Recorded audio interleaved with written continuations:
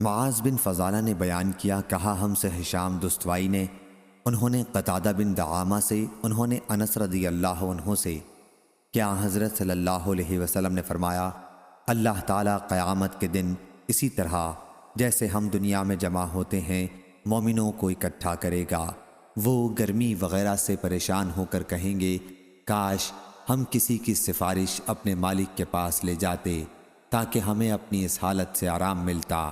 چنانچہ سب مل کر آدم علیہ السلام کے پاس آئیں گے، ان سے کہیں گے، آدم علیہ السلام، آپ لوگوں کا حال نہیں دیکھتے، کس بلا میں گرفتار ہیں؟ آپ کو اللہ تعالیٰ نے خاص اپنے ہاتھ سے بنایا اور فرشتوں سے آپ کو سجدہ کرایا اور ہر چیز کے نام آپ کو بتائے، ہر لغت میں بولنا بات کرنا سکھلایا۔ کچھ سفارش کیجئے تاکہ ہم کو اس جگہ سے نجات ہو کر آرام ملے۔ کہیں گے، میں اس لائق نہیں۔ ان کو وہ گناہ یاد آ جائے گا جو انہوں نے کیا تھا، ممنوع درخت میں سے کھانا۔ مگر تم لوگ ایسا کرو، نوح پیغمبر علیہ السلام کے پاس جاؤ، وہ پہلے پیغمبر ہیں جن کو اللہ تعالیٰ نے زمین والوں کی طرف بھیجا تھا۔ آخر وہ سب لوگ نوح علیہ السلام کے پاس آئیں گے، وہ بھی یہی جواب دیں گے، میں اس لائق نہیں۔ اپنی خطا جو انہوں نے دنیا میں کی تھی یاد کریں گے۔ کہیں گے، تم لوگ ایسا کرو، ابراہیم پیغمبر علیہ السلام کے پاس جاؤ جو اللہ کے خلیل ہیں، ان کے پاس جائیں گے، وہ بھی اپنی خطائیں یاد کر کے کہیں گے، میں اس لائق نہیں۔ تم موسیٰ پیغمبر علیہ السلام کے پاس جاؤ، اللہ نے ان کو تورات عنایت فرمائی، ان سے بول کر باتیں کیں۔ یہ لوگ موسیٰ علیہ السلام کے پاس آئیں گے، وہ بھی یہی کہیں گے، میں اس لائق نہیں۔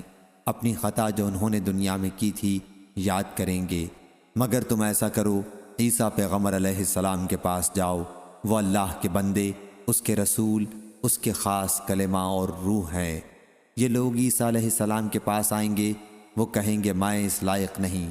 تم ایسا کرو، محمد صلی اللہ علیہ وسلم کے پاس جاؤ، وہ اللہ کے ایسے بندے ہیں جن کی اگلی پچھلی خطائیں سب بخش دی گئی ہیں۔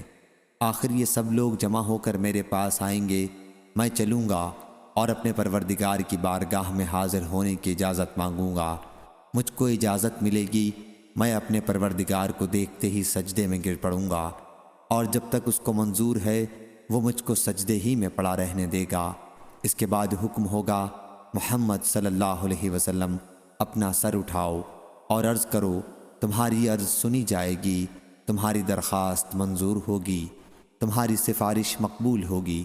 اس وقت میں اپنے مالک کی ایسی ایسی تعریفیں کروں گا جو وہ مجھ کو سکھا چکا ہے یا سکھلائے گا۔ پھر لوگوں کی سفارش شروع کر دوں گا۔ سفارش کی ایک حد مقرر کر دی جائے گی، میں ان کو بہشت میں لے جاؤں گا، پھر لوٹ کر اپنے پروردگار کے پاس حاضر ہوں گا اور اس کو دیکھتے ہی سجدے میں گر پڑوں گا، جب تک پروردگار چاہے گا مجھ کو سجدے میں پڑا رہنے دے گا۔ اس کے بعد ارشاد ہوگا، محمد صلی اللہ علیہ وسلم، اپنا سر اٹھاؤ، جو تم کہو گے سنا جائے گا اور سفارش کرو گے تو قبول ہوگی۔ پھر میں اپنے پروردگار کی ایسی تعریفیں کروں گا جو اللہ نے مجھ کو سکھلائیں یا سکھلائے گا۔ اس کے بعد سفارش کر دوں گا، لیکن سفارش کی ایک حد مقرر کر دی جائے گی، میں ان کو بہشت میں لے جاؤں گا، پھر لوٹ کر اپنے پروردگار کے پاس حاضر ہوں گا، اس کو دیکھتے ہی سجدے میں گر پڑوں گا، جب تک پروردگار چاہے گا مجھ کو سجدے میں پڑا رہنے دے گا۔ اس کے بعد ارشاد ہوگا، محمد صلی اللہ علیہ وسلم، اپنا سر اٹھاؤ، جو تم کہو گے سنا جائے گا اور سفارش کرو گے تو قبول ہوگی۔ پھر میں اپنے پروردگار کی ایسی تعریف کروں گا جو اللہ نے مجھ کو سکھائیں یا سکھلائے گا۔ اس کے بعد سفارش شروع کر دوں گا، لیکن سفارش کی ایک حد مقرر کر دی جائے گی، میں ان کو بہشت میں لے جاؤں گا، پھر لوٹ کر اپنے پروردگار کے پاس حاضر ہوں گا، عرض کروں گا، یا پاک پروردگار، اب تو دوزخ میں ایسے ہی لوگ رہ گئے ہیں جو قرآن کے بموجب دوزخ ہی میں ہمیشہ رہنے کے لائق ہیں، یعنی کافر اور مشرک۔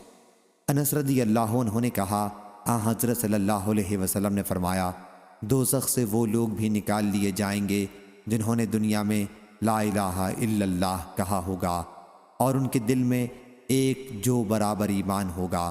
پھر وہ لوگ بھی نکال لیے جائیں گے جنہوں نے لا الہ الا اللہ کہا ہوگا اور ان کے دل میں گیہوں برابر ایمان ہوگا، گیہوں جو سے چھوٹا ہے۔ پھر وہ بھی نکال لیے جائیں گے جنہوں نے لا الہ الا اللہ کہا ہوگا اور ان کے دل میں چیونٹی برابر یا بھنگے برابر ایمان ہوگا۔ صحیح بخاری حدیث نمبر 7410۔